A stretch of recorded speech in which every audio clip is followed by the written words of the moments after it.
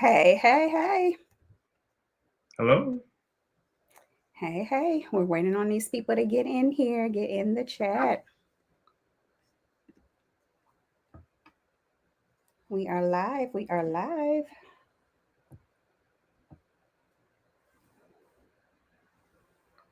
All right, give people a couple of minutes to get in here before we jump in and get started with these resume reviews.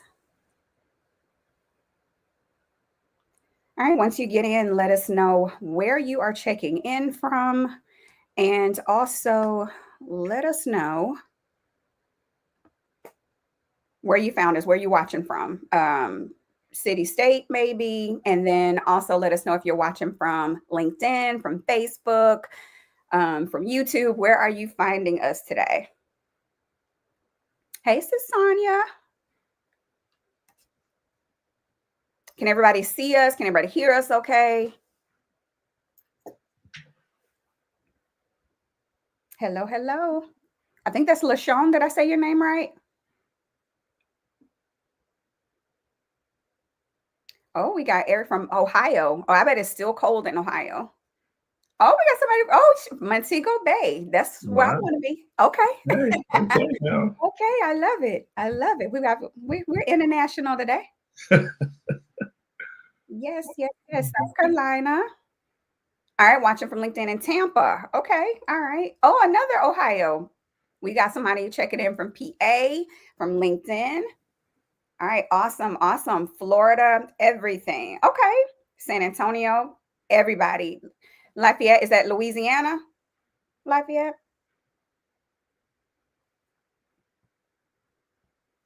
All right, we got ATL checking in. Okay, can only hear me. So let's see what we got going on.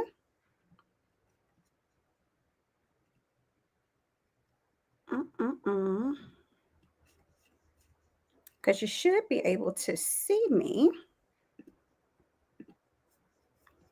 Let's see what we're working with here.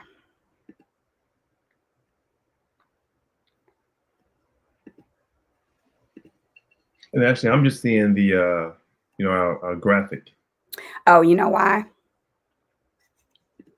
Hang on. Y'all bear with me here. There we go. All right. Now you can see faces. Okay. It's got to be a button. It was covered up. now we're cooking. Now we're cooking in here. All right. So what we're going to do here today, guys, we decided to do some free resume reviews because we get LinkedIn messages, we get Facebook messages all over the place, emails of people saying that they are applying to jobs, hundreds, thousands of jobs, and they're saying that they're, I know my resume is good, or I don't know if my resume is going to pass the ATS. I don't know how to beat the ATS. I'm getting auto rejected.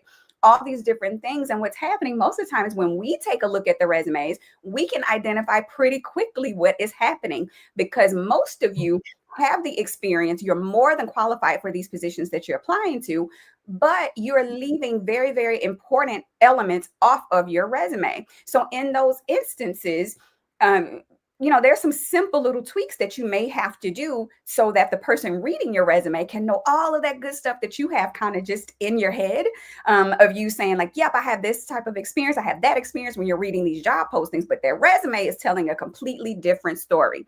So we are here to provide some tips, some strategies. So we want you to light up the chat with your questions. We also want you to follow along with us as we review these resumes.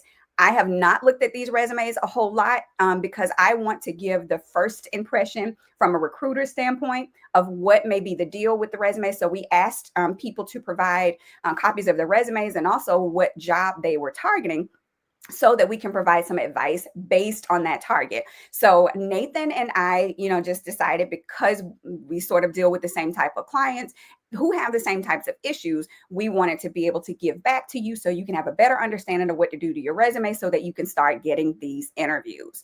So I am going to let us introduce ourselves here. Let's see. So I'm Ashley Thomas. Since I'm talking, I'll go ahead and go first. Ladies first. So I'm a nationally certified resume writer, and I'm also a job search coach with Right Step Resumes, and I'm a nationally certified online profile expert. And so I was a corporate recruiter for a little over 20 years, and I 3 times I was named on the JobScan's top 15 career experts to follow. And then I also got LinkedIn Top Voice twice. And my work, my advice has been featured in the HuffPost, the New York Times, all of these online and paper publications. And I primarily support mid-career up to senior level professionals who are looking to land roles that they already have experience for. So they don't have to go get any more degrees. I help them make more money. I help them land more interviews so that they can get those higher paying salary offers. Okay. So I see a few names in the chat that are familiar. So, hey, y'all, I'm glad y'all checked in. And I'm going to let Nathan introduce himself so you'll know why we feel like we're the authority to be telling y'all what to do with y'all's resumes. So we've got experience. So here we go. So Nathan, go ahead and introduce yourself. Thank you, Ashley. I'm Nathan Adams, reside in North Carolina, resume writer and career coach. Been in the game for 23 years this year. I started the business as a resume writer and career coach when I was laid off from a job 23 years ago. But I'm a nationally published writer, specialize in resumes, interview training, job search strategy. Do a lot of work in the outplacement space. So I deal with out of work people all the time. And so Ashley and I really wanted to get together because we see resumes all the time, and we know that it's folks are struggling out there. We thought it'd be kind of neat to offer some advice and review some resumes kind of live, so that maybe you guys can because you're living in your resume, so maybe you don't see other resumes and you don't kind of get other feedback, other perspectives. So hopefully this perspective from Ashley and I will help everyone. Yep, awesome. So we're just gonna jump right in because we know this is what you're waiting for. So let me move some stuff around here. And bear with me while I share my screen, y'all. Let's see.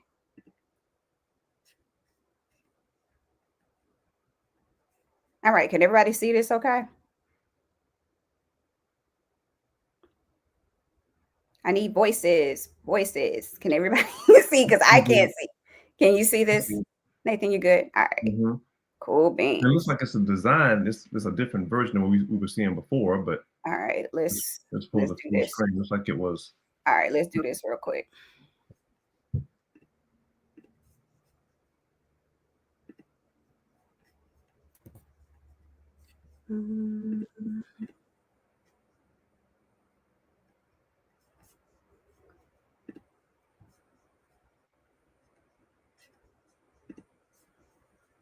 All right.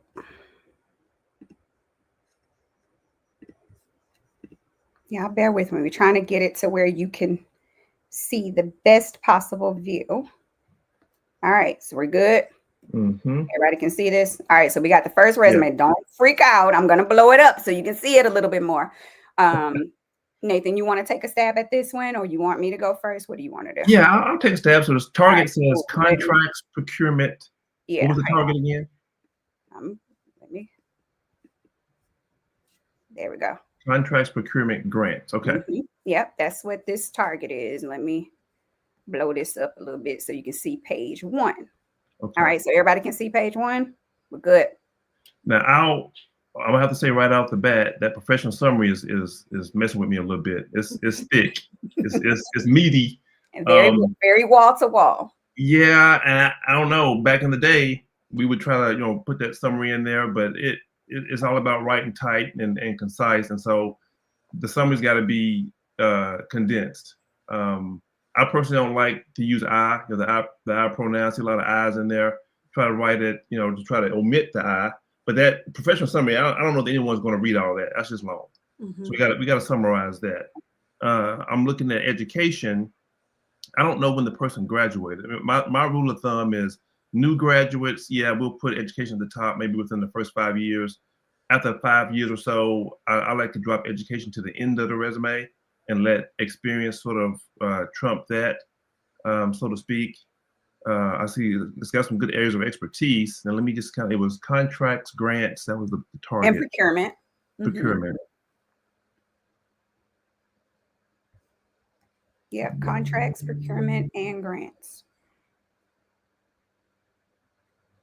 One thing I noticed too is that the bullets are very dense as well.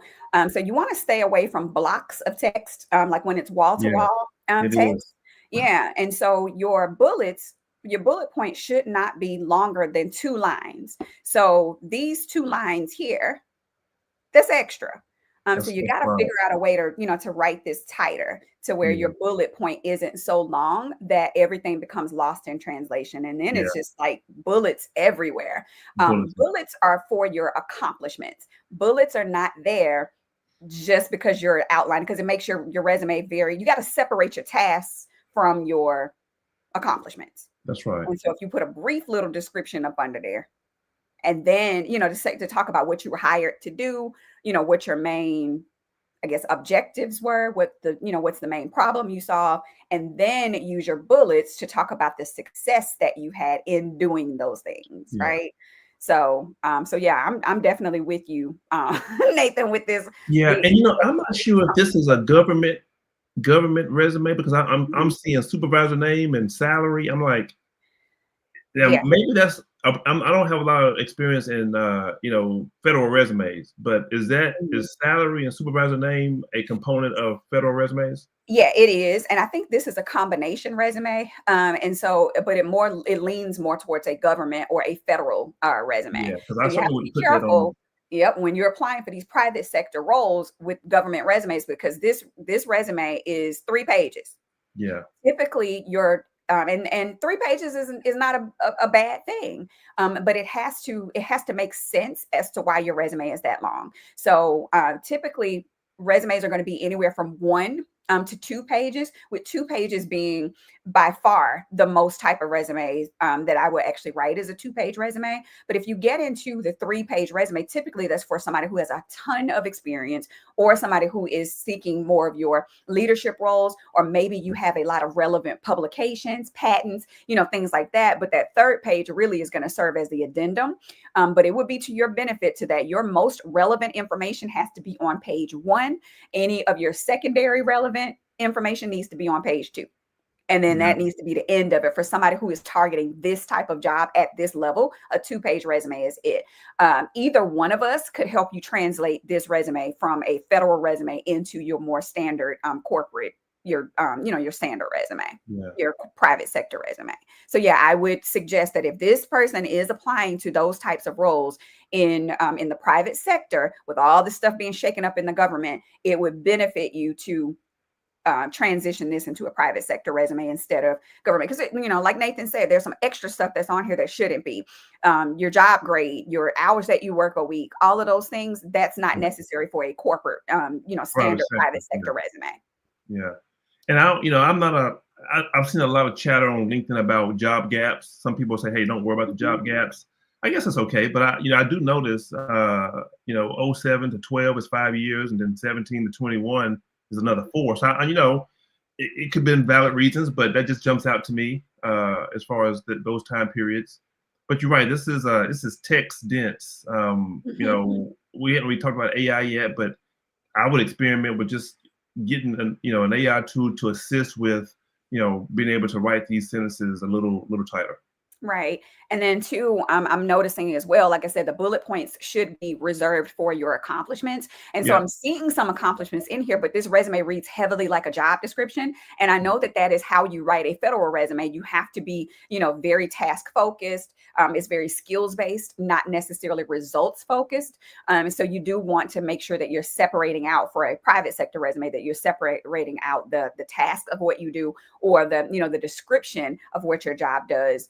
You are separating that from your bullets, which are your accomplishments. So, yep, that's my feedback on this resume. Nathan, you have anything else that you want to Yeah, add? I mean it's formatted nicely. I mean it's text dense, but it's laid out nicely. But it is got some thick Mhm. sections as far as text. But I like how it's Right. pretty consistent with the layout. And some things that you want to focus on when it comes to procurement is, talk about the types of, whether it's payments, whether it is, if you're negotiating those contracts. Those are types of things that we want to see. Your relationships with vendors. Have you saved the company money because you've negotiated those contracts? When it comes to grants, were you able to secure a certain amount of funding because of the grant writing that you did? Were you able to secure a building or provide something to a community organization, because you can do grants in the nonprofit space as well. And so Mhm. if you are depending on what problem or what, the main thing this position is going to handle, that is where you want to show on your resume that you've had success in those areas. And of course, you want to make sure that you have the keywords in your resume as well. But you can infuse your keywords in this professional summary section, where you get rid of all of the fluff, and then in your areas of expertise, and then you want to weave those keywords throughout your document as well. So yeah, I definitely would say this resume needs work. It is not the worst that I have seen, Right. and it's more just because I think this person is maybe transitioning from the federal government into possibly the private sector, or they may even be staying in government. But if you're doing contracts, then I want to see the risks. I want to see how you, if it was SLAs or service level agreements, how did you make sure that you were staying within whatever time frame? Did you save time on a certain project? Mhm. If it was procurement, how much equipment were you procuring? Tell us the things that you were procuring as, as that procurement specialist or manager or whatever you're going for. And then if it was grants, talk about the amount of money that you were able to get, or amount of funding that you were able to get with those grants. Mhm. Yep. And that will give you a start on what to list as your bullet points and accomplishments. Yep. So let's moving right along. All right. So this is one where somebody is targeting HR, administrative, events planning, business administrative, entrepreneurship, and creative brand development. So right off, you cannot target that many jobs with the same resume. Mhm. So some of you have a resume that you feel like is a one size fits all. You kind of you put your resume together and then you apply for anything that you're interested in, right? And so in what that does, how that comes across to a recruiter is you all over the place. You have no structure. You lack planning. You don't know who you are. So that's the initial message that I get when somebody tells me they have this many targets, because what I would do for somebody in HR is different than what I would do for somebody in brand development, which is different than what I would do for somebody who is an event planner. I'm also looking for different things. So without seeing the job that you're, the specific job that you want to apply to, my advice would be pick a lane. Pick a lane and stick to it. You also want to get rid of the objective statement, because objectives talk about what you are interested in. So I'm gonna blow this up just a little bit so we can actually read this, right? So this starts out with dynamic and detail oriented administrative professional, right? So right there, you're starting your resume off with some very overused phrases. Those are buzzwords. They really say something without saying anything at all, right? So dynamic, everybody thinks that they're dynamic. Detail oriented, probably can find some typos and things that that you've done wrong. Talk to me about what it is that makes you unique. Don't blend in and use phrases just because everybody else is using them. I do like the fact that you're talking about streamlining office operations, supporting executive teams, and then also managing multiple tasks. However, if you are targeting a leadership position, you want to talk about the things that you were doing from a visionary or more strategic standpoint. So don't get lost in the the mundane, get lost in the tasks, or lost in those lower level things that you want to call out. Make sure that you're calling out things that help the employer know that you're going to solve their problem. Again, education at the top. This person has a ton of experience, so you do not need your education at the top of your resume. The education goes at the end, unless you are changing careers and say you went back and got a finance degree and then you have very little experience in finance. Then you may want to list that finance degree first, because you're going to put the most relevant information first, right? So that would be the only exception as to why someone with this much experience would have their education at the top of their resume. Also, this is a 2-column style resume. Recruiters don't really like 2-column resumes, and that's because your eyes kind of don't know where to go. I'm all over the place. Am I supposed to be reading here in the left column, or am I supposed to be reading in the right column?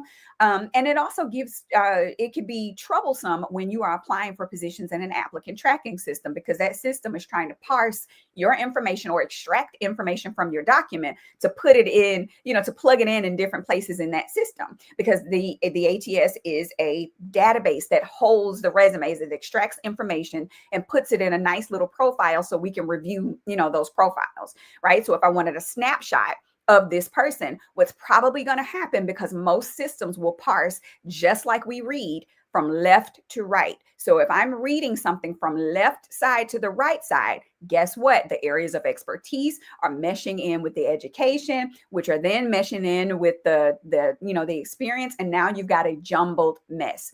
Also, 2-column resumes take away the space that you could have to talk about all the things that you do well. So if you were to keep your resume, keep your resume to a 1-column style, you have more room to breathe. You have more real estate to add information to show that you are highly qualified for this position. But you're taking off about a third of one side of the page just by having a 2-column resume. And then also there's bullets, bullet, bullet, bullet, bullet, bullet, bullet, bullet everywhere. Every section has bullets. And so bullets are there to draw attention to certain things.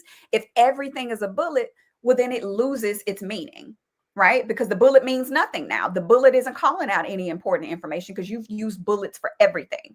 Remember, each position entry should have a short little, maybe 2-3 lines explaining what you were hired to do, explaining what your challenges were that you were brought on board to fix. And then you have your bullets that show success. So all of your bullets should be accomplishments. I'm seeing a lot of tasks on this resume. It is prepared this, you collated this, where you're preparing all these, these types of reports. I'm not necessarily looking for that when it's somebody that's doing creative brand development. I'm looking for somebody who has a brand. So there is nothing unique about this person. Your brand tells who you are, what you do, and how you add value. I'm not seeing any value add with this resume at all, because it reads just like they took their job description, copied and pasted, slapped it on the resume. So the objective statement, while it looks like it starts out talking about like a summary statement, talking about the value that you bring. But then in that very last sentence, seeking to contribute my skills, like an employer does not care what you are seeking to do. The only thing the employer cares about when they are reviewing resumes and trying to match candidates to positions, they are looking for somebody who can solve a problem for them. Right? Not somebody who's seeking something. You may very well be seeking that thing, but the employer doesn't necessarily care about that. Right? So that is outdated. So shift the objective statement into more of a summary statement, executive profile, whatever you're going to call that. It could be a branding summary, whatever it is, you need to be able to tell who you are, what you do, and how you add value. Because the top 1/3 of your resume is the most important part of your resume. So if this was all I had to see was the very top 1/3, like if I folded the paper in half, whatever's above that fold or whatever ends up at that top 1/3 of the resume, that should be enough for me to say, yes, this person is more than likely qualified for this role, and I want to get them on the phone. There's nothing about this part of the resume that's making me, that's enticing me and say, oh, I gotta talk to this person. Right. So, so definitely be careful with that. And then lastly, I'm a double Dutch. Double Dutch. You gonna hop out? I'm gonna hop in a second. Yeah. Okay. References. You don't need references on the resume. If an employer wants your references, they will ask for them. So save the references for when you are asked, and then also save your references to give you an opportunity to ask those people if they wouldn't, mind being a reference, and so that you can coach them, because you want to tell them what to speak to based on the type of job that you're going for. What do you see, Nathan? Yep, all those things. I would personally, with the objective statement, I would maybe just go with a targeted headline. I don't do a lot of objectives or even summaries now. I like a targeted headline that tells exactly what they're looking for. And you're right with the bullet points. This is the second resume we've seen where it's just all bullets. I do like separating out the duties in like a little paragraph form to describe the role, and then follow up with like 3 to 5 bullets. Don't kill us with 15 bullets, because that's too much to read. And then also, it is a lot of tasks. I tell people you can create an accomplishment from a task when you add a result. If it's just something you did with no result, it's just a task and a duty. Try to see if there are results to those actions that turns that task or duty into an accomplishment when you add some sort of result, whether it was reducing some time or saving money or adding some bottom line value. So think about all these bullet points on here that are task oriented, and think about the result. And if you can add a result to it, that becomes an accomplishment. Yeah, absolutely. I agree. I would say limit your bullets. Because you mentioned there's a, we both That's a mentioned bunch. there's a bunch of bullets. So after you have given a description of what it is that you were hired to do, then limit your bullets to maybe 5. Yeah, Sometimes you have little outliers. Sometimes I may have a client who I write a resume with 7 bullets, but all of those bullets are very strong and we can't get rid yeah, of one of them, right? yeah. So you'll have those exceptions, but maybe in another position, we may not have but 2 bullets. Mhm. But you definitely don't want to do bullet overload because, again, recruiters are skimming. We're not reading resumes word for word. Yeah. We may touch your resume, maybe even though that initial look is maybe anywhere from 6 to 10 seconds, right? We're skimming for the for the hot spots, looking at the education, looking at how many years of experience. We're looking at we're looking for certain keywords and things like that. By the time we get you on the phone though, or by the time we interview you, we have looked at your resume probably 10-15 times. But then also the recruiter isn't the only person that is looking at that resume.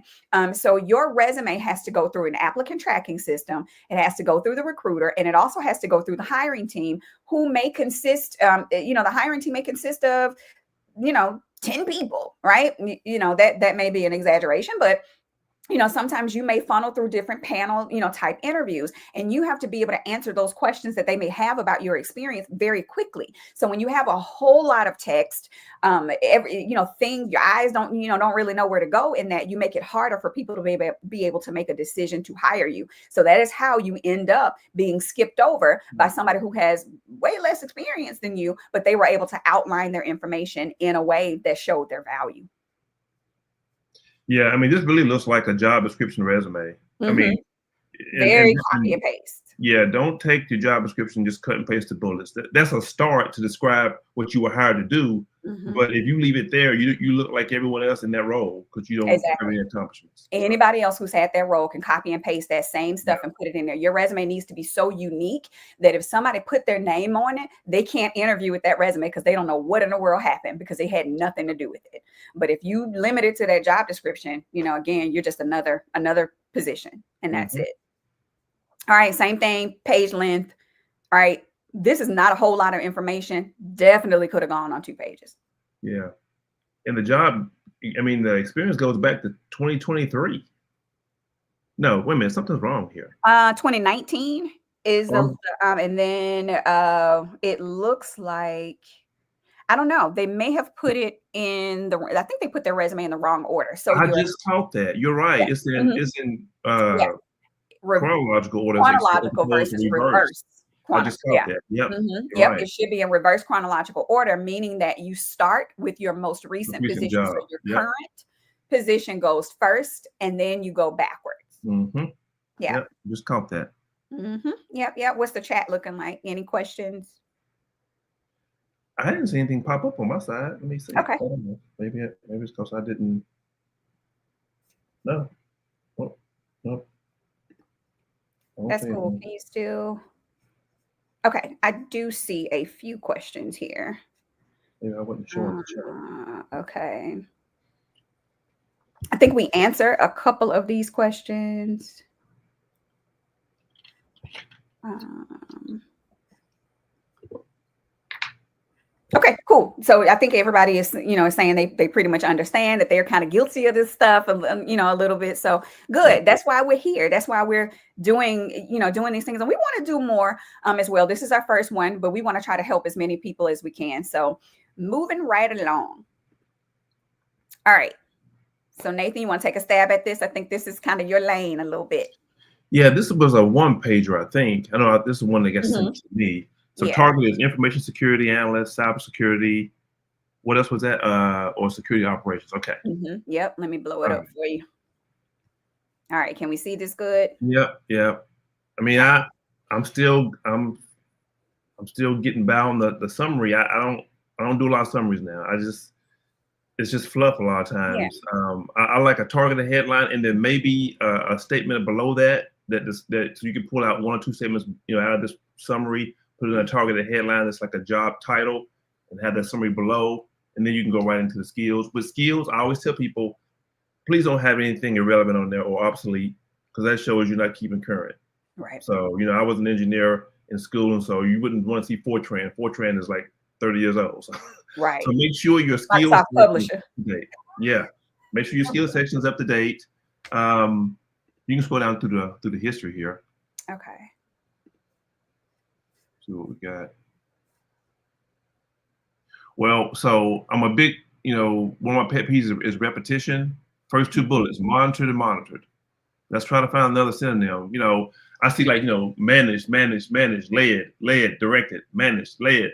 So Hmm. you want to please try to break up Yep. the There's word. reviewed, Yeah, supported, assisted. Yep. yeah. Try to do that. And again, this is the third resume in a row we've seen all bullets. I All mean, it, bullets. it can work in some cases, but I really do like a little mini paragraph where you describe the job, position description. Describe the Mhm. role in like 3 to 5 sentences. What were you hired to do?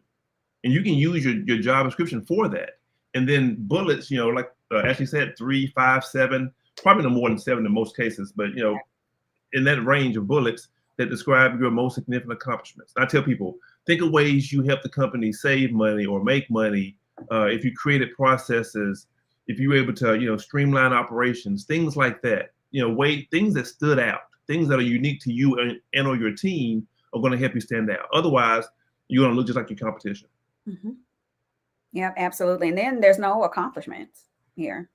I'm not seeing anything that they accomplished. So when I think of somebody No who does, results. Yeah. yeah, and when I think of a cybersecurity analyst, baby, where are you saving me money? Where is the fraud? Where's all this kind of stuff that you are analyzing? Where are the rollouts? Where are the safety checks that you're implementing? Where are the SOPs that you're creating that are helping people, follow a process? Where are you streamlining processes? Where are you making things safer? Because the whole point of being in information security or cybersecurity is to protect and safeguard information, or data. It is whether you're protecting your customers, whether you're protecting, internal, information within your company. There has to be something. And I see too where you're talking about the SSL certificate expirations. Well, what was an opportunity for you to make something, easier for your company not to miss those deadlines? So think about the things that you've done well, things that you're proud of, things that you maybe didn't get a pat on the back for, but you're like, I did that. And, y'all kind of Yeah. skipped over, or maybe your manager took your credit, for you. Your resume is an opportunity for you to tell your story, for you to develop your own narrative, tell your own story about the things that you accomplished, the things that you've done well. You get to say it. That's your opportunity to toot your own horn. So use every opportunity to market your skills and abilities. The job description is nothing, because usually that's not accurate anyway, because it doesn't reflect the things that you grew over time, the things that you're doing other folks' jobs. It's not accounting for any of that. So you want to make sure that when you're writing the resume, you're thinking of, how did I make the biggest impact in my role? Mm-hmm. Yeah, I tell people, go through your resume bullet by bullet and say, okay, why is that important? Or so what? I did, blah blah blah. So what? Or why is So that what is important? a perfect question. Yep. Yeah, and then that'll help you dig deeper and try to data mine for additional information. Yep. And then we've got and then they got their education, which I am added to education. You got the school, the location, and you also have the bachelor's in there. But I think with somebody with this amount of experience, because at this point you will have 20 years of experience, there really is no reason why somebody with 20 years of experience will have a one-page resume. So do that. Let's settle this today.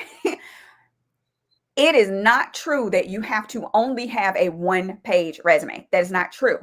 Okay. Resumes can be as long as they need to be to showcase your skills as they relate to the position that you are applying for. Okay. Yeah. So whether that's 1 page, 2 page, possibly even 3 pages for somebody with a lot of experience. Also, at this point, if you're applying for cybersecurity roles and you've had roles in cybersecurity and information security, there's no reason for you to go back to 2005, 2006. That's 20 years ago. IT moves too fast for you to be talking about something that happened 20 years ago. And I'm wondering, I mean, again, I don't get too caught up in job gaps, but 06 to 22, if my math's right, that's 16 years. Yep. Am I doing my math right? So I don't know what was happening. And maybe it was like, they took a hiatus, or was, Mhm. a stay-at-home parent, which is commendable. But I'm going, if I'm interviewing this person, I'm asking, what were you doing between 16 Something and has to be that. 2022? Yeah. Were you locked up? I mean, were you in a That's a coma? What lot happened? of What time. happened? What happened, during that time? Yeah, that's a lot of time. So if it was something where you volunteered, you were in school, you care for a loved one, or maybe Yeah. a lot of times though, it has nothing to do with them having a gap for real. What happens is when people try to cram their resume into one page, they delete positions that they feel aren't relevant instead of highlighting their transferable skills Yeah. in And they those probably positions said, that I are did some relevant. IT back in '05, but I didn't do IT again until 2022. So I'm going to drop out that 16-year career where I went off Right. and did something else. Mhm. Yeah. Yeah. You could When be it would right be, about that. yeah, and a better way to do this would be to focus on the experience that you did gain during that time. And if you did anything technical in those roles, Yeah. draw the line, or just put the position there, explain what you were hired to do in one or two lines and move on. Yeah. You don't have to talk a lot about those jobs that aren't relevant, but you want to put them there just so, to relieve any questions. Because remember, your competition has a steady work history. So anything that could count as a ding, on your report, you want to address those things. So if you were in school, if just took a break, whatever it is, just put a one-liner there to say whatever was happening during that time period, just because the more questions you can handle up front, the less likely you are to have that resistance later in the process. Because you've Mhm. already put it out there. So if you're noticing that people are constantly harping on the same thing over and over again when you're getting interviews, if you're getting them, then you want to make sure that you're addressing that on the resume or or even on the cover letter. Because as a recruiter, I did refer to the cover letter when I had questions because of the volume of resumes I received on a regular basis. No, recruiters typically do not read cover letters. We may skim it because we may be looking for, why is this person moving? Why are they, downsizing in their position? What happened in a gap? Why did they leave their last job? Those types of questions. But the hiring team, who is reviewing a much smaller batch, of candidates, they will read the information. If a recruiter sends the information to a hiring team and says, hey, this is this is the package, you need to read it all. Mhm. Typically, the hiring managers have no problem, at least kind of skimming through the information and looking at a cover letter. So I would rather write the cover letter and not getting read than know that it was that small little detail that could have pushed me over the edge for somebody. Mhm. Yep. All right, moving along. So here's somebody that is targeting associate director, FP&A, and senior finance manager jobs. I would say right off the bat, not a horrible, resume. I don't think any of them were necessarily, horrible. Mhm. But what I would want this person to do is bullets. That's what's standing out to everybody's resume. Y'all love these bullets.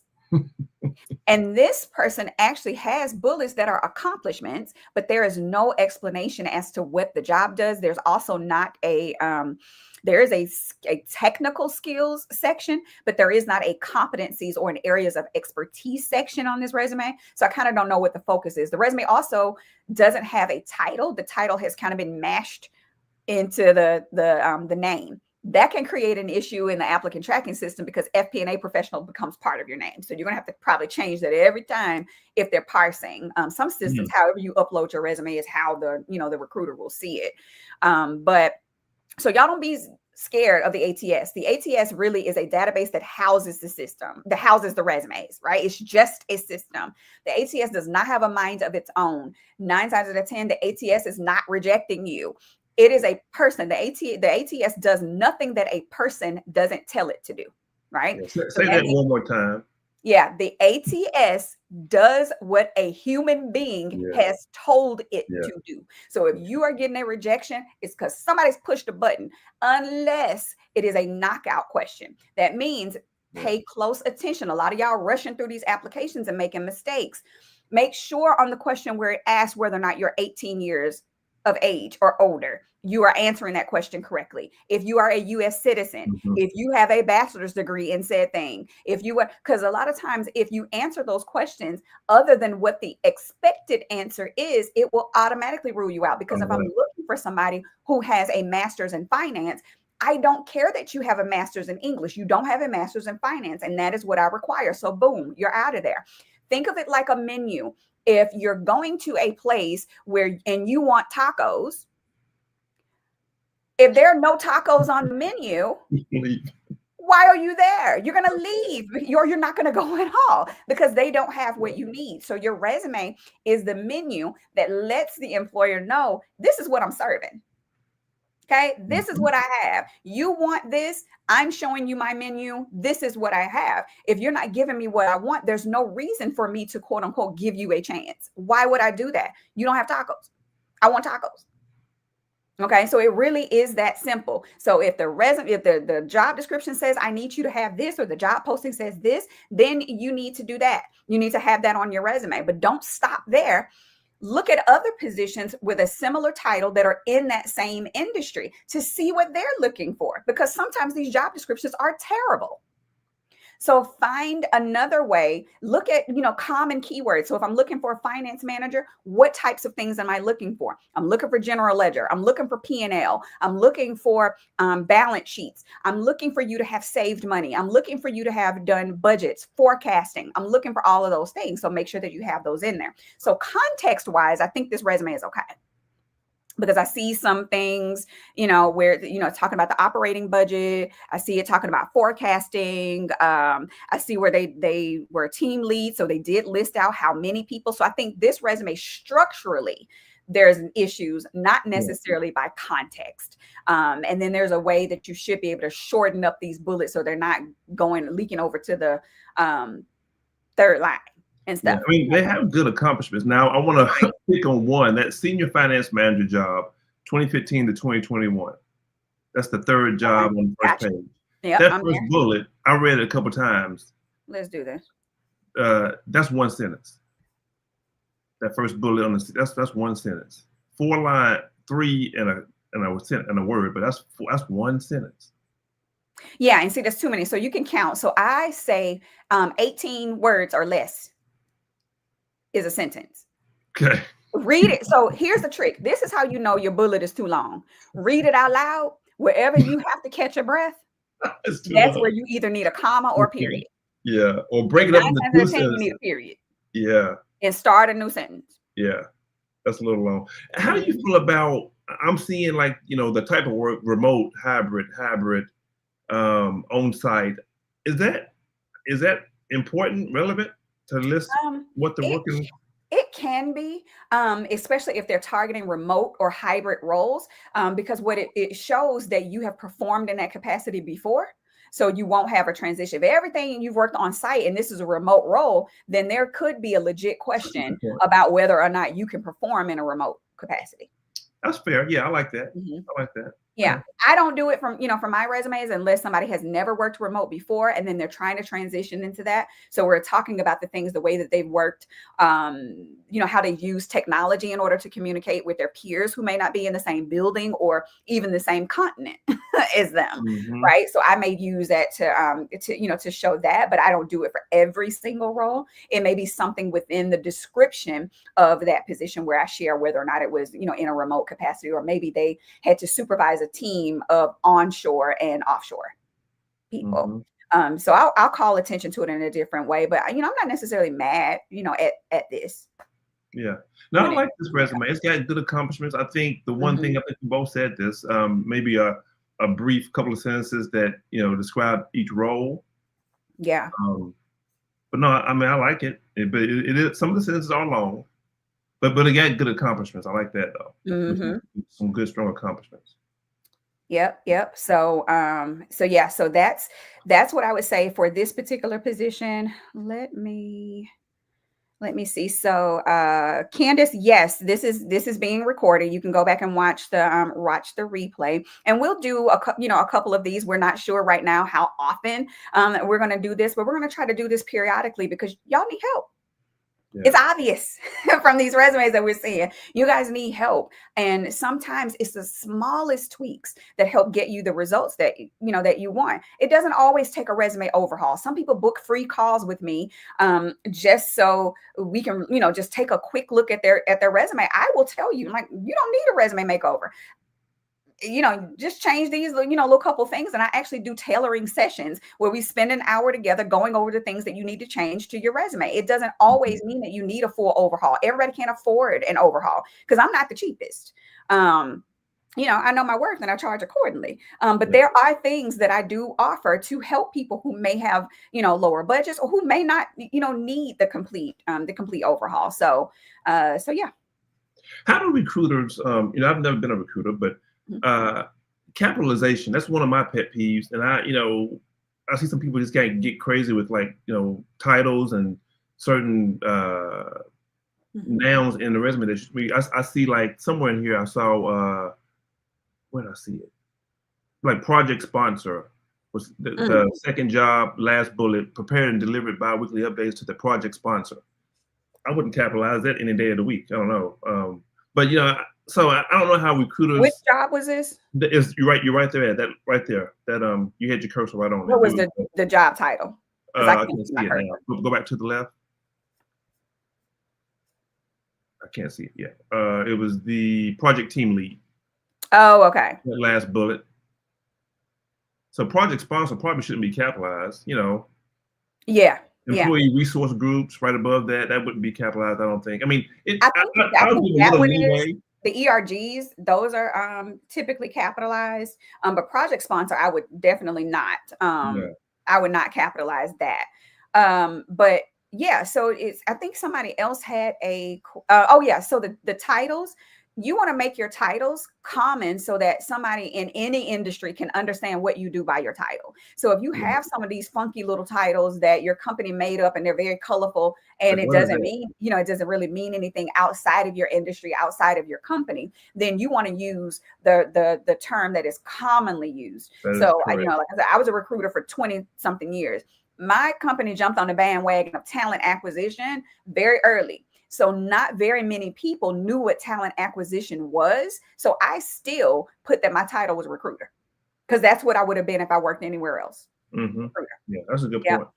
Yeah. So that's what you want to do. If you're worried about falsification of your application or resume, use a slash title. So maybe your project team lead slash whatever the common name was. If project team lead wasn't common, that's a common title. But if you're a project sponsor, whatever that is, let's talk about it in common terms. I did see a question. So Charlotte said, what would be a good alternative to bullets, or is a suggestion to also break up the elements of the resume? So what she's Yeah. asking is, so we're saying that it's a lot of bullets, bullets, bullets, bullets, bullets all over this resume, right? Well, it is not that you're not supposed to use bullets. Bullets are fine. Okay. Overuse of the bullets is where the issue lies. So there really is no other alternative to a bullet. You need to have the bullet there because the bullet point draws the attention to your Yeah. accomplishment. The problem comes in when your bullet points are task related, or they're Mm. just pulled right from your job description. What you want to do is give a description of what it is that you do under your job listing, right? So you'll have a little short paragraph, maybe not even a full paragraph. It's just a couple of lines explaining, what it is that you did. And then each bullet under there is giving your accomplishment. So that is Mm. your front loaded achievements. That's what you have Mm. achieved. Yeah, if your bullet is not describing a challenge, action, and result, that's a task. It's a duty. You Yep. take it out of the bullets and put it into like a little brief paragraph. That's a position description. So what we're really saying is you want to have like a little short position description and then followed by like three to seven bullet points that talk about challenges, actions, and results. The Mm-hmm. results are what make an accomplishment an accomplishment. Yep. Absolutely. All right. All right. So moving along. Let's see. Okay. Do we have anything else? Okay, so Nicole said they ask your age in the States. I'd be in trouble. They don't ask your age. It's illegal for them to actually ask your age. What they do is ask if you're at least 18 years of age because it's illegal for them to hire you if you are not at least 18. So there's a question where are you at Yeah. least 18 years old? That's the only age related question you will see on an application if it's a legal application. They are not supposed to be asking your age in interviews. Now, I can make an educated guess about how old you are based on how far you go back in your resume, which is one other reason why we say you only need to go back, 10 Mhm. years, maybe even 15, depending on how relevant it is. Because some people, like I was at a job for 8.5 years. It would be hard for me to not list that job because part of it leaked over into the years that are pretty relevant, right? So it is okay for you to list those types of jobs, but just know that as a whole, you probably want to try to trim that down to, to maybe that 10 to 15 years.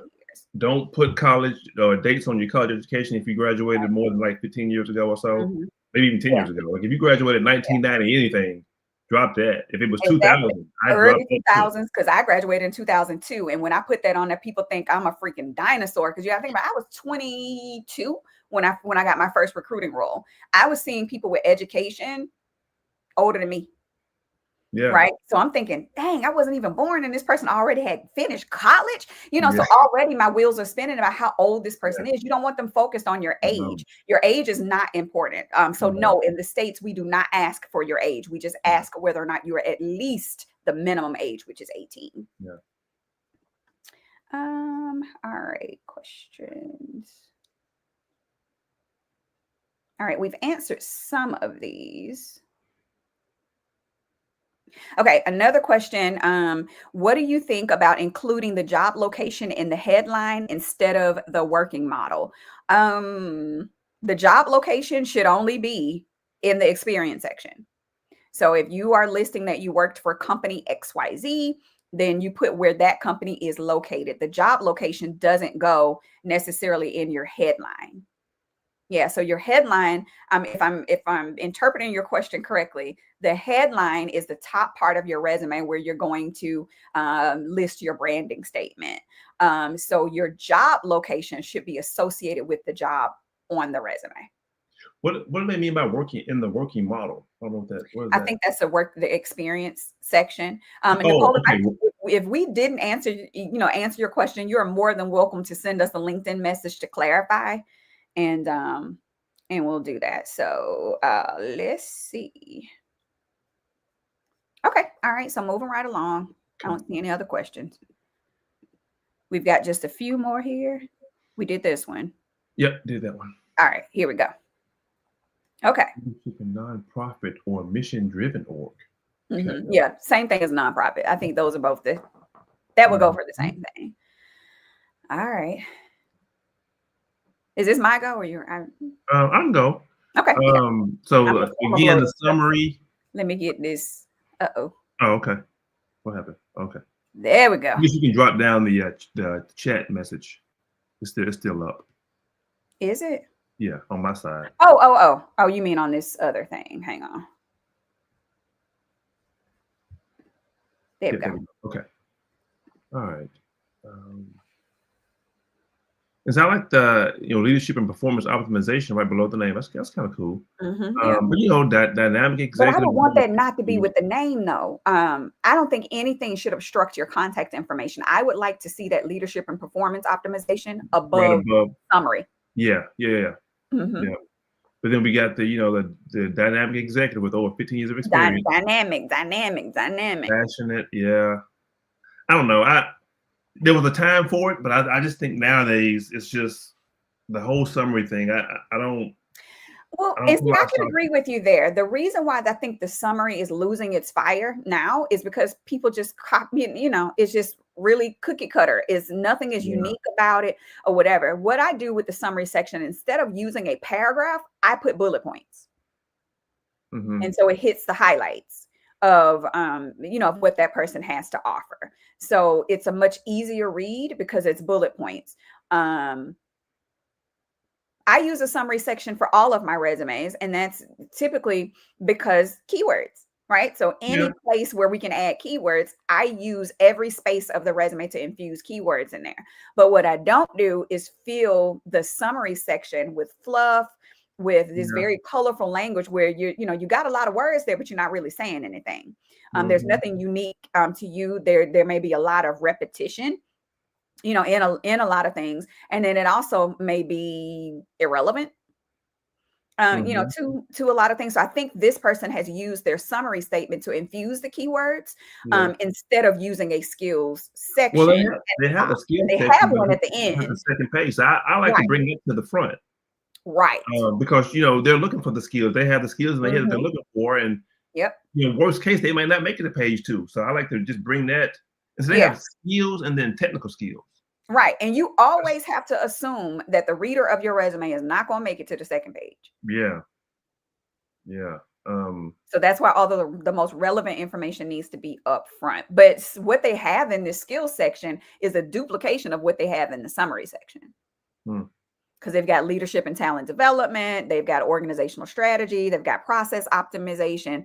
All of those things are pretty much talked about within the summary. So I would find a way to brighten up this summary section to make it worth even being here. Because otherwise you could have just slapped your skills up at the top and, done away with the summary section altogether. One thing we haven't talked about, one thing I try to do, a lot of resumes will put the result at the end.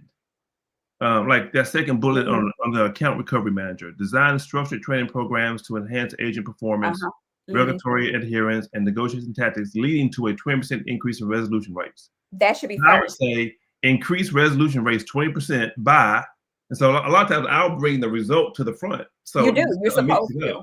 Yep, I just did a post about this on LinkedIn yesterday, that when I see phrases like responsible for, then I know that you're not confident, because you're telling me what you were supposed to be doing. You're not telling me flat out what you did do. Yeah. Okay. Or what you do. Right. And then when I see resulting in or leading to, then I know you haven't front loaded your achievement, because if you front loaded it, leading to or resulting in, those are irrelevant words. They don't even need to be there. So when you think about it, Nathan, you had mentioned CAR. So that's your challenge, action, result. So what was the problem, what you did, and then how it turned out. For the resume, so I use PAR, the problem, the action, and the result. For the resume, it's WRAP. You got the result, and then you get the action that solved the problem. Yeah. Okay. Yeah. So a lot of times leading with that result is powerful. Yeah. Right. So a lot of these bullets, while they do show your results, and you know who's responsible for a lot of these achievements that are at the end of thing, AI, ChatGPT, Claude, Perplexity, all of them. When you ask it to write a bullet for you, it's going to put that achievement at the end. That is one dead giveaway that you used AI to write whatever bullet it was, because it always puts that comma leading to whatever, or comma ensuring seamless whatever, whatever it is. And so, flip it.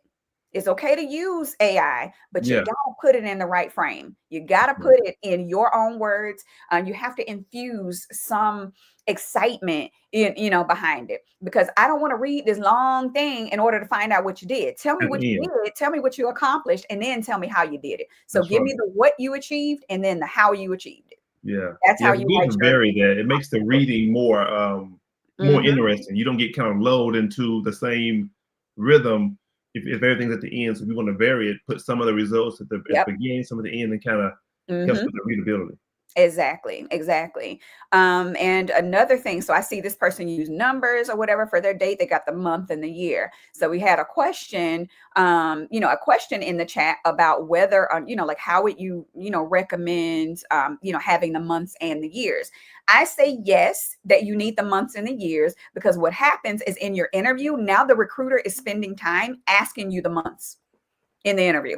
Instead of finding out about the things that you've accomplished, we're worried about the month, because we have to calculate that in order to determine your pay, where you fall within the experience scale, how to level you appropriately. So you do need the months and the years. A lot of people try to camouflage gaps and all this stuff by using the years only format.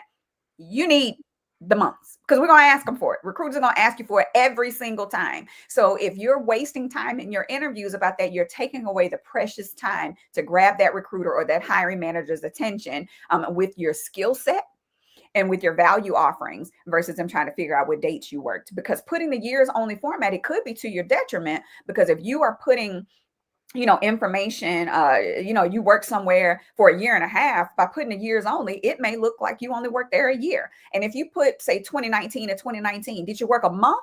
Did you work 9 months? Did you work whatever? Like, all that matters when it comes to your money. Yeah. All of that matters. That's a good point. Yep. Good deal. Let's see, what other question do we have?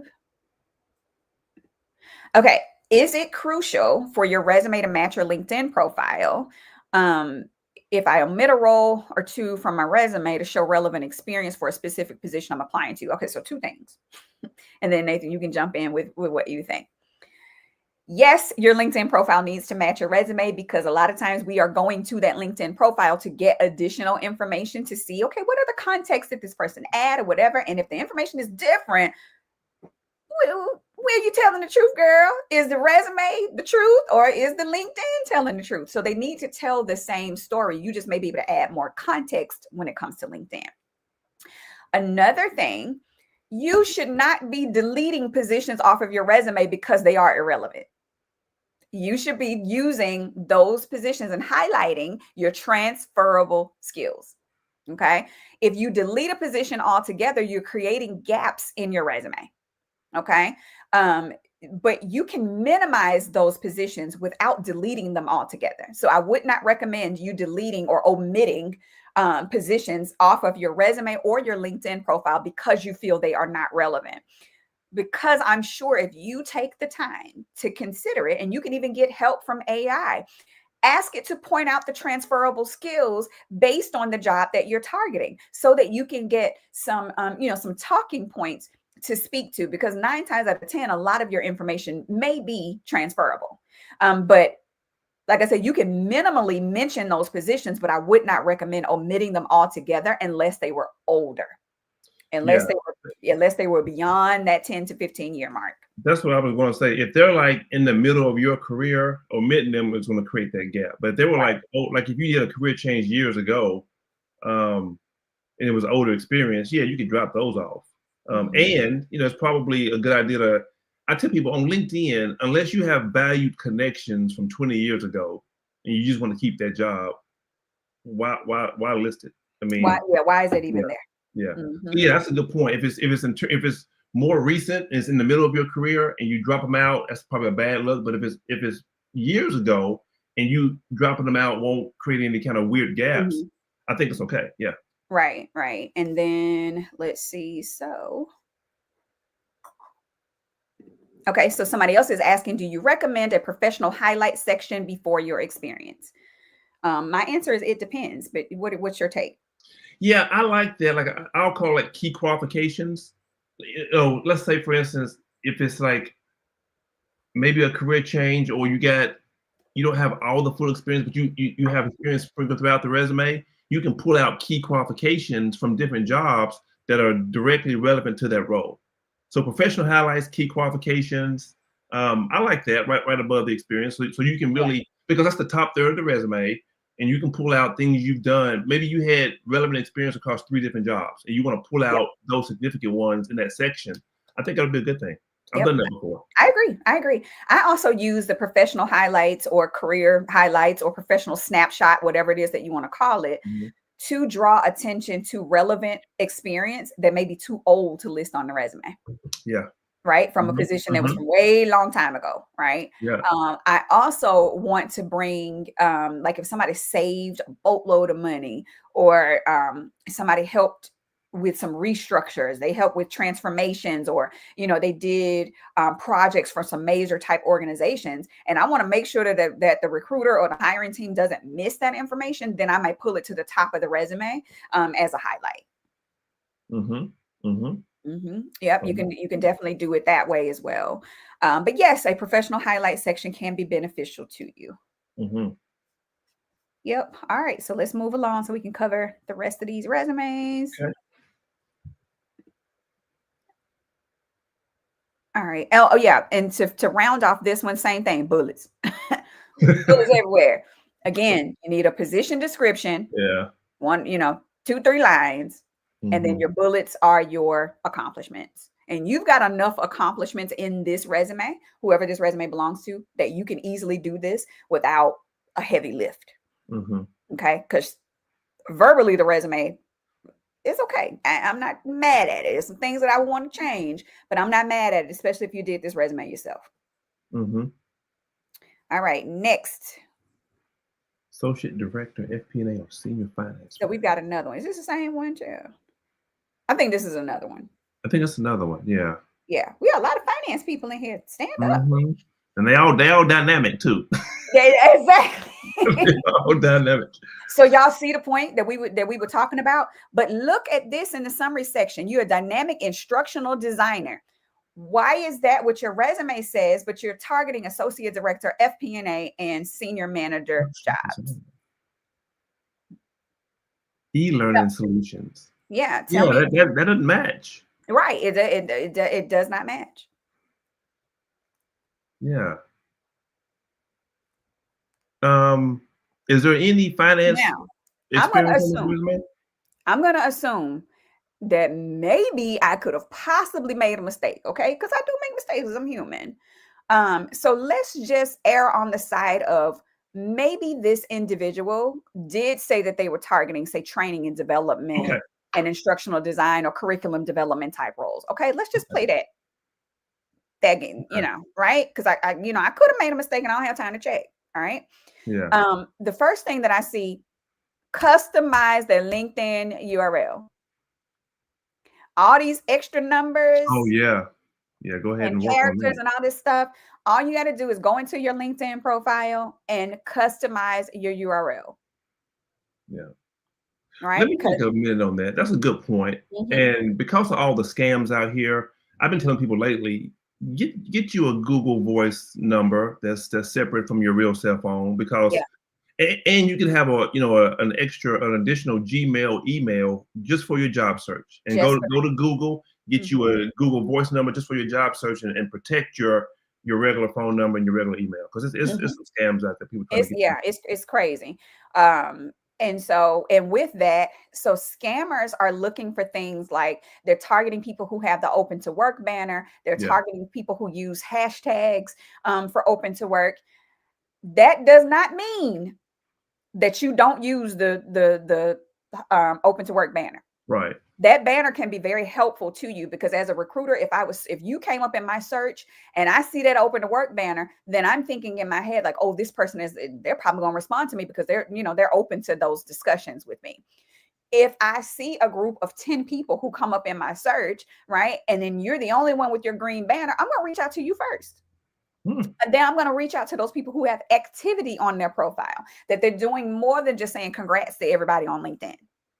Okay, that they are contributing to meaningful conversations. They're sharing, good information, whether it's articles or, whatever the case. So that LinkedIn profile can help you when it comes to job searching. But when you use the open to work and stuff, you become a target to scammers, right?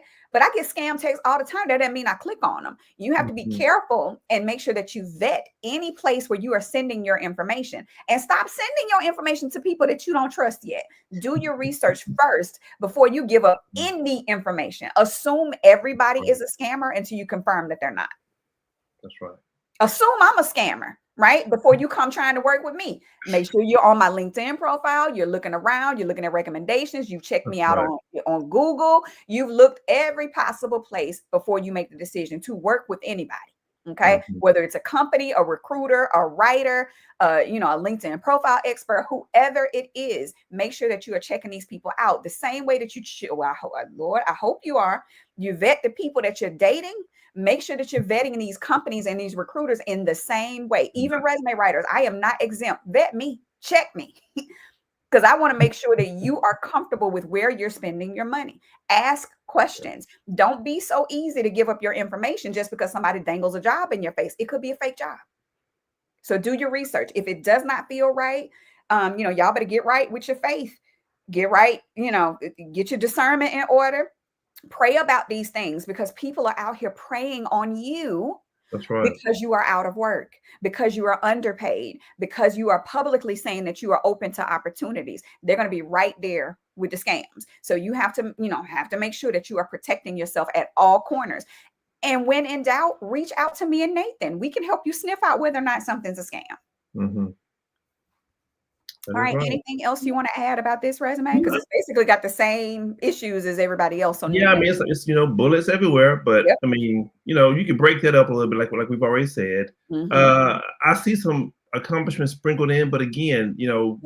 you guys Google challenge action result, the CAR method, the PAR method. Google that so you can understand how to write an effective accomplishment statement, because you got to have a result. Just telling us you did something without any kind of impact. It's like, okay, well, they did that, but I don't know how good it was. They just did it, but what was the result? And that's how you stand out from the competitions with those results. So challenge yourself to do that. Yeah. All right. So I've got a question here. So would you consider someone who has manufacturing engineering background for 2 decades, highlight all the companies on the resume, and now working in cybersecurity? So if you are in manufacturing engineering and switching into cybersecurity, you would focus more so on the tech and the security or safety piece of your manufacturing engineering role. Because in manufacturing engineering, you would have had to make sure that things meet, like say for instance, so I recruited for manufacturing engineering at a medical devices company. So they had compliance when it came to equipment. So you may have compliance by way of process, by way of documentation, because most manufacturing or engineering departments have somebody who does process validation or whatever the case may be. So you want to make sure that you are tying in any of the risks, because with manufacturing engineering, you've got risk when it comes to safety, when it comes to the proper installation of something, whatever it is. So you are pulling out those transferable skills. It doesn't 2 decades is way too much experience to be putting on a resume. So your resume should only go back 1 decade. Right. But it doesn't mean that you can't create an early career section to put those job titles there to let them know, like, for instance, if you want to show that you've got manufacturing experience and you're applying to cybersecurity at a manufacturing company, but that manufacturing job was way, way, way long time ago. You can list that either in the highlight section, or you can put, that information in an early career section right above your education that just kind of hits the high points, the company, the position title, and how long you were there. You don't even have to put the years. If you were there from 1987 until 1990, put 3 years. Because that stuff is too old. We're not really worried about that anyway. Just put the time frame that you were there, not necessarily the years. So there are ways to camouflage how old something is. And a lot of times you don't even have to put the time frame there. Just have the position and the company name so they can see it was a manufacturing company before. I like that tip about the transferable skill piece. Yeah, because I don't necessarily need to know about the manufacturing engineering anything outside of the security piece or the transferable skill piece is what I'm really trying to say. So if you have that, if you can identify transferable skills from those jobs, highlight that. But anything outside of that, I wouldn't worry about trying to highlight. Right. So then, you don't necessarily have to go back that far. Just make sure that whatever manufacturing engineering experience you have that is relevant to cybersecurity, that you list that on your resume. All right. And then I think that's it for questions. Okay. Let's flip to another resume real quick. Okay. This is our last one, product marketing. Yeah. You can drop the chat text. Okay. I better get it. All right. Wait a second. There we go. All right. Product marketing.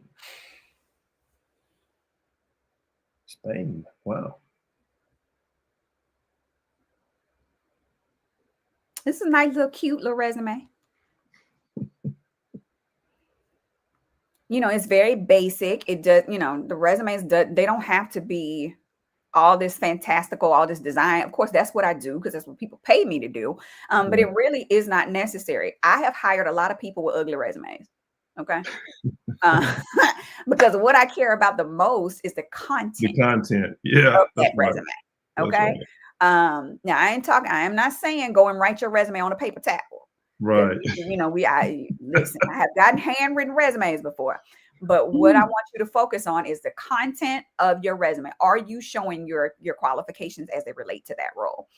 What I would do for this person, again, is removing that full-time MBA, senior product manager, integrated marketing manager. I will remove that from your contact section and your contact information section and put that above professional overview. Yeah, I would do that. So this person I had to cover up their URL, but they did personalize the URL. They did. They do have a Gmail email address, and then they have had their phone number listed. So contact information section, fine, except for I would move that title to a different place. So this person said product marketing manager with 13 plus years of B2B and B2C experience in product positioning, messaging, and go-to-market strategy. This is probably the best professional summary section we've seen Yeah, short in and this sweet. session today, Yeah. because they are saying who they are, which is a product marketing manager. And they're saying what they do, which is product positioning, messaging, and go-to-market strategy. Then they said that they're skilled in transitioning complex solutions and compelling. So that's their value. That's the value that they bring. Okay. And then they're all also talking about the background that they have. So this summary section is better than any one of the ones that we reviewed already, because they are very short and to the point. You see how there's only 4 lines. Okay, so it's not this Mhm. big block of text, so it becomes less cumbersome and clunky to read their summary section. All Now, right. this I haven't seen this before in all my years. Maybe I just missed it or hadn't seen it. But career pause dash MBA. Mm-hmm. So this person, he or she, is including their MBA experience or their time in their MBA program in their experience section and calling it a career pause. That's kind of unique. Yep, I'm not mad at it at all, because what it does is so they're not working, and so one of the questions would have been, what you been doing during that Hmm. time, right? Because it's 2 years at this point. So Yeah, to clear up that space and to add, I guess, context to what's happening in throughout their career, they're saying that they paused their career to go for their MBA, and then they're talking about the things that they worked on in their MBA that are relevant to the job that they're yeah, I like that. applying. That's pretty neat. I like Yep, that. yep. That's a very, very good technique. And this could work for anybody that's a stay-at-home parent. Uh, you do not have to create all of this fluffy, colorful, kind of deceptive language to make that into a real position. Girl, guy, if you were a stay-at-home parent, just say that, right? But if you, like, I worked with a client who had not worked in 7 years because they were a stay-at-home parent. But during that time, they served on several nonprofit boards. Mhm. They volunteered for different organizations. They Yeah, also, taught a class at their church. yeah. They were very active in their children's school. Hmm. They were in finance, but doing finance in those capacities. They also helped a loved one that had passed away kind of solidify or kind of close out their estate. So they were doing a lot of things that were relevant to the positions that they were Yeah, applying to. So that is why we listed that as a position and put more of the, corporate type language in it, because it was true. Not you, talking about you running some, Thomas Enterprises, and you're the, um, the CEO of, I was kind of so, oh, don't do that. That's yeah, more of a turn off than anything. I think yeah, that worked maybe 15 years ago, yeah, 20 years ago, but that's kind of outdated. Hiring managers are on to it now. If anything, it puts you in a worse situation than you started out. So this is a perfect example of how you can yeah. highlight your I educational like that. endeavors and explaining the gap, but also giving yourself a current position, because sometimes on LinkedIn, when you are using LinkedIn Recruiter, as a recruiter, you can choose to search by people who are currently working. So if you have no current position on your LinkedIn profile, that is why LinkedIn added that new tab for career break. Right. So Mhm, if you are in a mhm. career break, it would be beneficial to you to put a position there, because you don't know the search parameters of the recruiters or hiring teams who could be looking for you. So for this one, I do like the fact that they have called out some of their accomplishments. I want to see the accomplishments more front loaded consistently. So if you can look here, I'm gonna blow this up for my 44-year-old eyes. So you see this resulting in. Mhm, That is how mhm. I know this achievement bullet is not front loaded, because it should be increased category sales 30% 30% by buy, developing yep. marketing strategy on Microsoft Windows and Mhm, Office initiatives. Example, yeah. the modern PC campaign. Mhm, That's how it should be.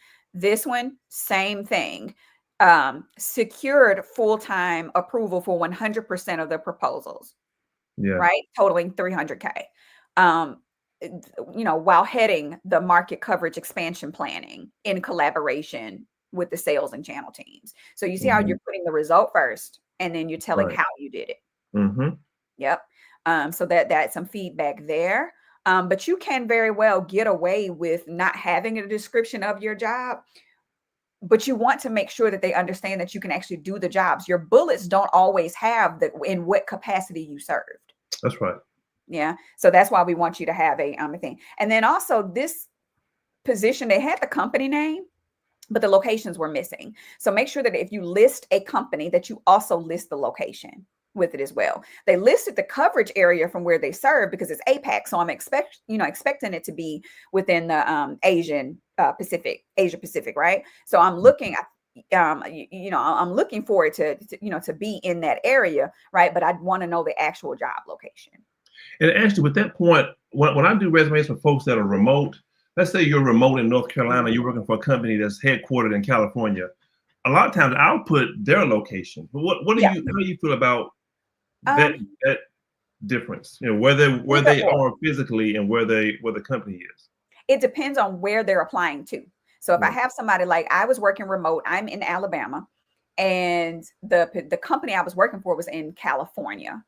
So on my resume, I'm going to list Alabama because that's where I am. That's where Yeah. all my other positions are. That's where, if Yeah. I was going to go work on site, which, yeah, if I was going to go work on site, I'm working on site in Alabama.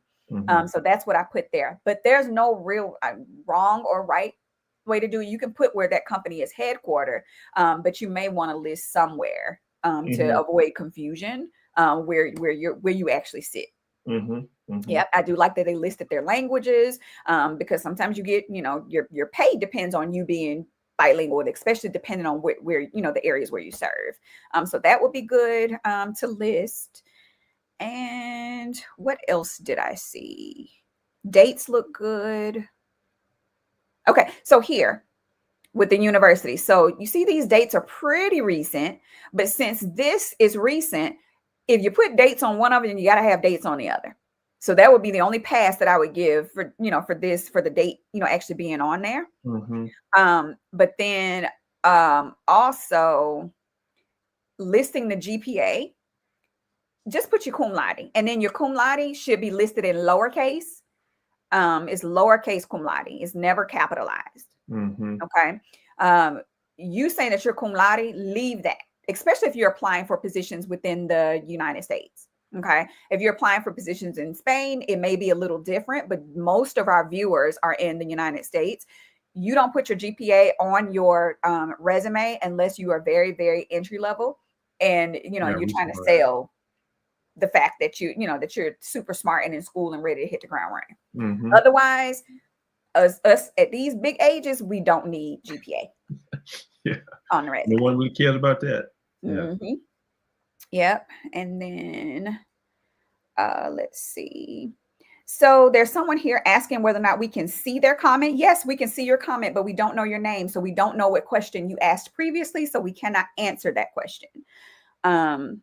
So yes, we can see every time you comment, we can see your questions, but we can see what you're asking right now, whether or not we see you. Yes, but we don't know what question you're referring to. All right. So we've got so self-employed for 17 years, back into corporate 3 years ago. Will I put all of the time that I was self-employed, or would I put over the 10-year window? If you were self-employed, you can do whatever you want to do. So if it gives you the cutoff for for your 10 years, put your 10 years there, because all they're going to want to verify that self-employment is probably, just your, maybe your, what is it? Because you wouldn't have a W-2. They may look for your 1099. They, may look for, other documentation that you were, that you actually, got paid during that time. So you don't have to put that you were there 17 years, especially if it dates you to the point of being negative. Now, what if? So I'm interpreting that maybe a little bit differently. Ashley says, "Well, I put all the time I was self-employed."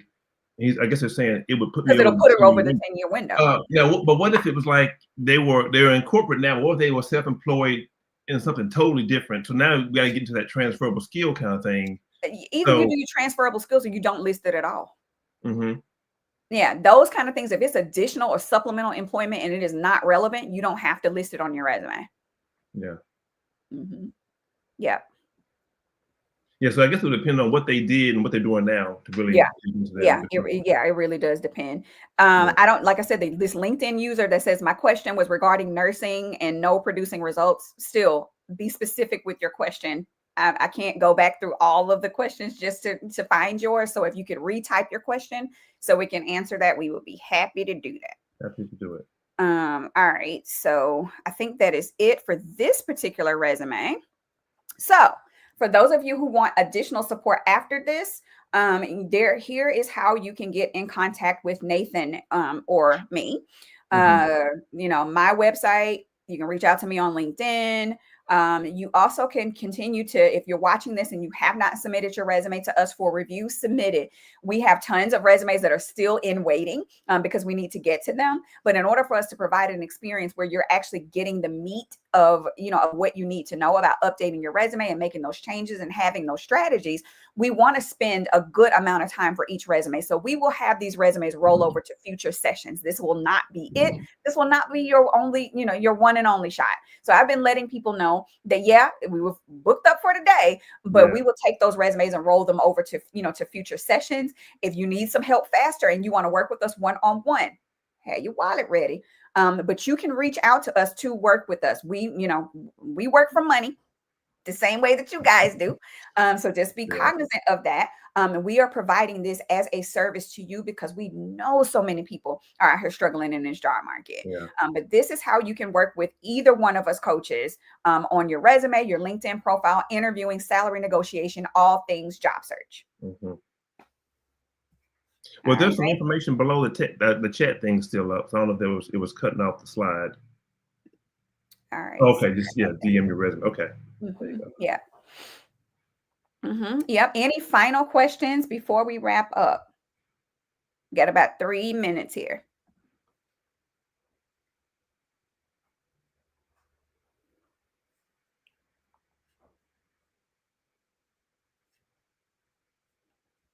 Okay, I'm going to look at this question. I'm still not sure what this question is, but it says we are, let's see, not producing means, okay, we are assigned a group of patients today, tomorrow. You may have a group of patients, no continuity. We don't capture individual achievements as a bedside nurse. You should capture your accomplishments as a bedside nurse. So yeah, I've heard that one before, Ashley. Yeah, if you have done something to improve safety while you were nursing, because there's an accomplishment built into nursing already. You need to document how many patients you serve at the most, since you said it varies. Then is it 15 to 20? Is it 25 to 50? Whatever it is. If you were doing something to reduce patient wait times, if you did something to prevent patient injury, what impact did you have? Your results. You trained nurses. If you were a senior trainer, your leader, and you trained nurses. Exactly. Procedures, processes. Class. Yeah, any of those things. Those types of things. There's no excuse for anybody to say that they don't have any accomplishments. What positive impact did you make? I think the misconception is that your results have to be numbers. Numbers is only one way for you to document your accomplishments. That's only one way. You got to be able to answer the question, why should we hire you? Not because, well, I'm a nurse. Tell me more than that. There's a lot of nurses. What makes you different? What makes you different? That's right. Absolutely. So being a bedside nurse doesn't mean that you don't have accomplishments just because you don't have anything documented. Guys, please do not leave it up to your company or your manager to document your success. You document your own success. How many times do you do things and your manager act like they just don't care about it? That is not important. So you take it upon yourself to give yourself a pat on the back for the things that you have accomplished. If there's anything that you did, if you saved money, made something safer, eliminated redundant processes, if you organize something, if you switch something from a manual processes to more automated, if you were able to build more positive relationships with other departments within your hospital or healthcare system, all of those things are accomplishments. So we're not buying the fact that you're saying that you haven't accomplished anything, because if you hadn't accomplished anything, I doubt that you'd be working. That's right. One way I always tell people is that if you were no longer there, what would fall down? What blows up? What would blow up if you don't show up? If you say nothing, I'm like, well, you better be hiding, because you better be lucky to have a job, because they ain't gonna miss you. Why are you there? So there you go. Exactly. So Great. So I hope that you found this session helpful. We will do these, do some more sessions like this again. We will announce when we schedule the next day because we're not sure. We're both very, very busy professionals. So we're taking the time away from our clients to meet with you today. So I hope you really enjoyed this and that you're able to take away the things that we taught you today, implement them in your resumes, and start securing interviews. If for some reason you need that individual one-on-one support and your specific situation requires more attention, and you can always book with either me or Nathan. All right. Any All right. closing thoughts, Nathan, before we wrap up? No, that was fun. I'm looking forward to Yeah. doing this as often as we can to help provide just some insight from people who do this on a daily basis and help people kind of get out of the weeds Yes. and really get back to work. Yes, I love this. And I love that you guys were so engaging and that you participated with us, that you shared the post and invited other people to come. Like I said, we may not get to your resume as fast as, as you would like, but we'd like to give everybody the opportunity to get in-depth advice about their resume. So we want to take our time. We don't want to fly through this stuff. And you're like, wait, you didn't get my questions answered. So yes, we do love an active chat. And we do love for you to interact with us even outside of this event. So follow us on LinkedIn and make sure that you are interacting with our posts and let us know what you want to hear more about. Because we may even do one of these, for LinkedIn. We don't know. It's a little difficult to do the LinkedIn profiles and keep privacy, in mind. But, again, if you want to still send your resume to us, go ahead and do that. We will get it in as quickly as we possibly can, but enjoy the rest of your day or your morning. Good night, wherever you're checking in from. Yeah. We appreciate it. Just in the chat, y'all let us know where you're from. Make sure that you connect with each other. This is about networking. We want to bring you guys together in order to improve your search. So check in with your peers that are in here in this chat. Don't be afraid of each other. That's All right. right. See you guys later. Thank you.